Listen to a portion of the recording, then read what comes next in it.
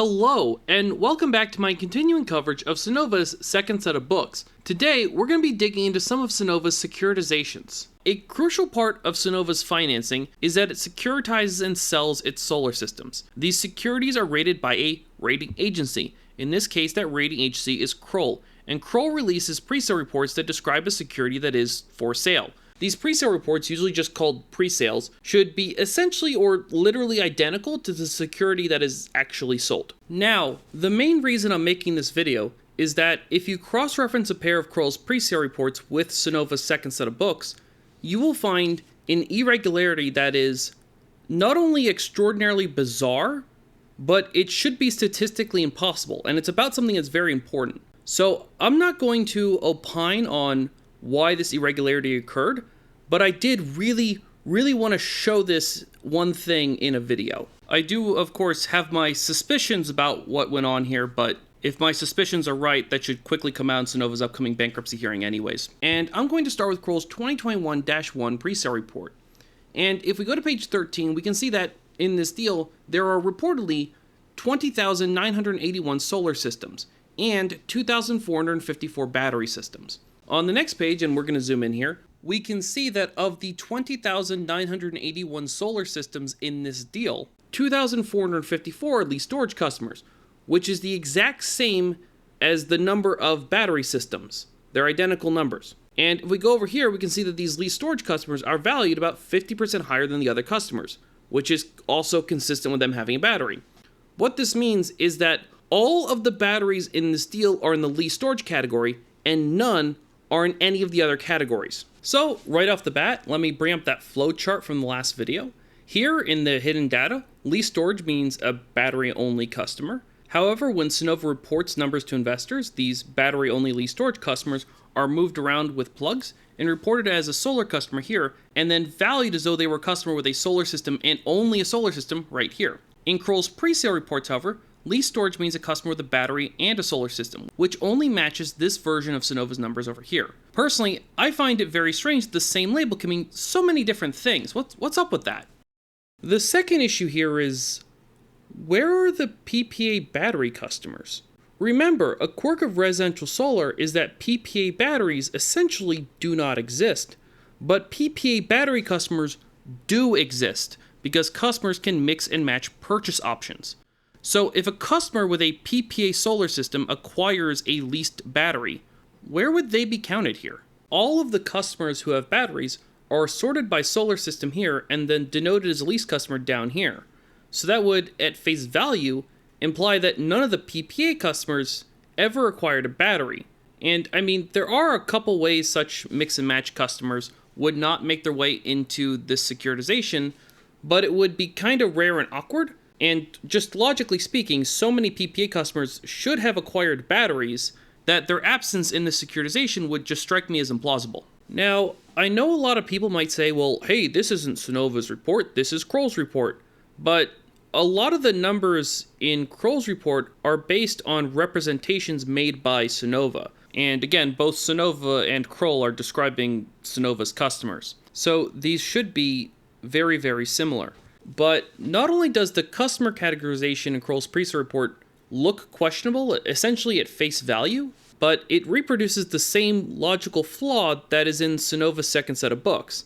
The second set of books also cannot account for PPA battery customers. That's kind of what tipped me off to the problems there. And they're not here either, so what's up with that? How'd that happen?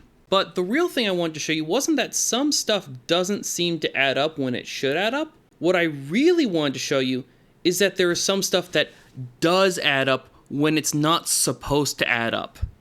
And which specific number here adds up with stuff it should not add up with? Why, it's the ADSAP valuation for the lease storage customers. Yeah, that's right. There's another irregularity involving lease storage customers. I'm sure everyone who has watched the first 4 videos in the series is absolutely shocked by that.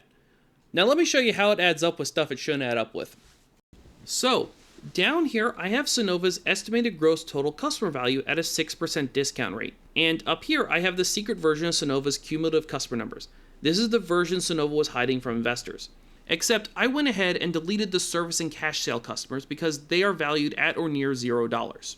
So what I'm going to do is take that $28,515 ADSAB figure and plug it in as the value of every single customer in every single category in every single quarter. And that calculates a virtual exact match for Sunnova's estimated gross total customer value 26 times in a row. It matches in literally every single quarter Sunnova has ever reported data for up until they offloaded those low-value home security system customers.